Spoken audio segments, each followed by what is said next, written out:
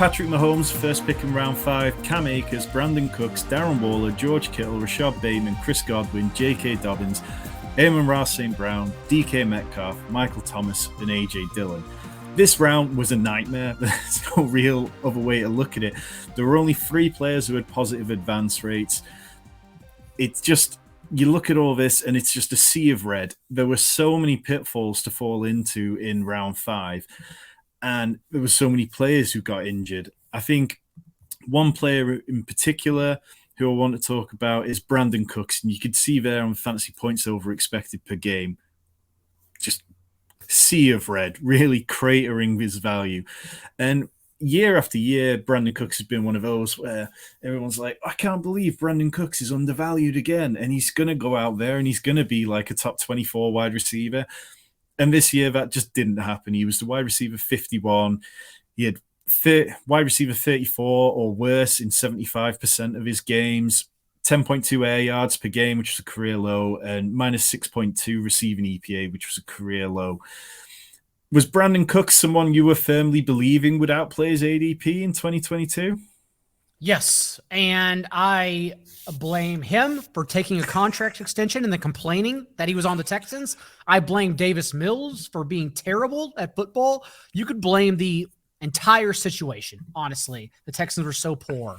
We'll have to see where Brandon Cooks goes in the offseason, if they bring him back, if the Texans take Bryce Young, assuming the Bears stick around or trade away for Will Levis. I don't know. It's still too early in that process to start guessing.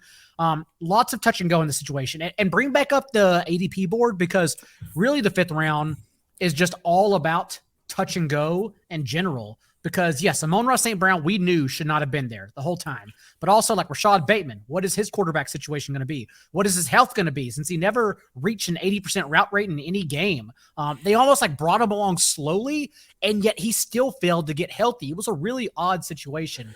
We will have confidence in DK. Oh, go ahead.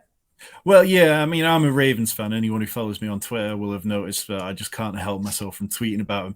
And it really was a case this year the Ravens were overly cautious with players. And it wasn't a case of new players picking up injuries. It was just all the injuries lingering from last year, and it just kept going. But Rashad Bateman, apparently, he's back to almost starting to run. So fingers crossed that in 2023, he's actually healthy. It just remains to be seen who's throwing him the ball. And then, of course, Cam Akers, we don't know his situation, his contract heading into the year, since they tried to trade him earlier. And then Chris Godwin, of course, if he doesn't have Brady, who is throwing to him, although we like the talent. So just tons of moving pieces right now in this 5th round. I'm guessing it's going to be quite shaken up from the results you see here.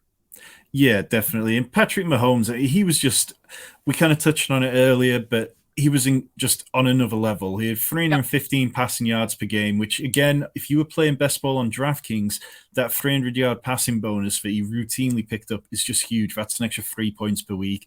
First in EPA per drop back, just over 5,000 yards and over 40 touchdowns. He was just everything that you hoped he would be. Amon-Ra St. Brown, like you mentioned, he didn't belong in there. So now this is 2 seasons in a row. The finish of his rookie year, and then throughout this year, when healthy, he just looked like an absolute stud. I haven't looked at his early best ball ADP yet, but how early would you say is too early to draft Amon-Ra St. Brown? Probably not a first-round player, but he should be a second-round player in every draft. I can imagine even he'll get sprinkled on just for people to have exposure late in the first round, because all he's done for now a season and 6 games basically is be a number 1 wide receiver. I don't know what else you can expect him to do, especially because we do think we're going to have a quarterback upgrade. I personally believe so in Detroit this offseason. So overall, of course, let everyone say that Jameson Williams will take away his targets. Let everyone say DeAndre Swift will take away his targets, while we take advantage of who is a top 10 wide receiver in Amon-Ra St. Brown. Okay, so this round, we mentioned it, it was injuries, it was just a nightmare to navigate. But J.K. Dobbins, when he finally came back after having his knee scoped for the second time to remove the scar tissue, Between weeks 14 to 17, he had 397 rush yards, which was first among running backs, 7 yards per carry, and 7 big runs. His current early ADP at the minute is RB22, so he's sitting right around that 60 range. Obviously, a lot's hinged on what's happening with Lamar Jackson, new offensive coordinator in Baltimore. Gus Edwards is heading into the final year of his deal, and the Ravens are, if they have to franchise tag Lamar Jackson, are going to be quite tight against the cap. Can you talk yourself into Dobbins for 2023? I believe you can. Pending his ADP, he'll finally have a actual off season to fully recover from multiple surgeries now after he had to experience one mid-season.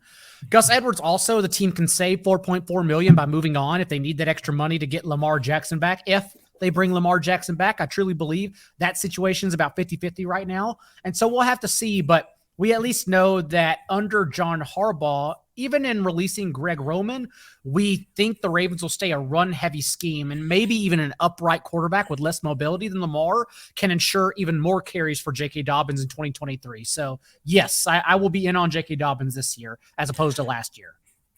So, going back to the top of round 5, out of all these players, is there one player that you really fancy for a bounce back next year? Because so many of them did get injured or underperform. It's not fair to say Amon-Ra St. Brown, so I'll just say I will be higher on DK Metcalf for sure, assuming the Seahawks are bringing back Geno Smith. Yeah, he was somebody that I kind of got to late on. It was Colm Kelly of Rotoviz when we would draft some teams together. He was just like, look, DK's a freak. He's going to catch the ball, and Geno won't be that bad. And I was like, you know what? Maybe I'm a little too low on him. And thankfully, I kind of corrected that before we got too late into the offseason, and I had a lot of nice DK teams.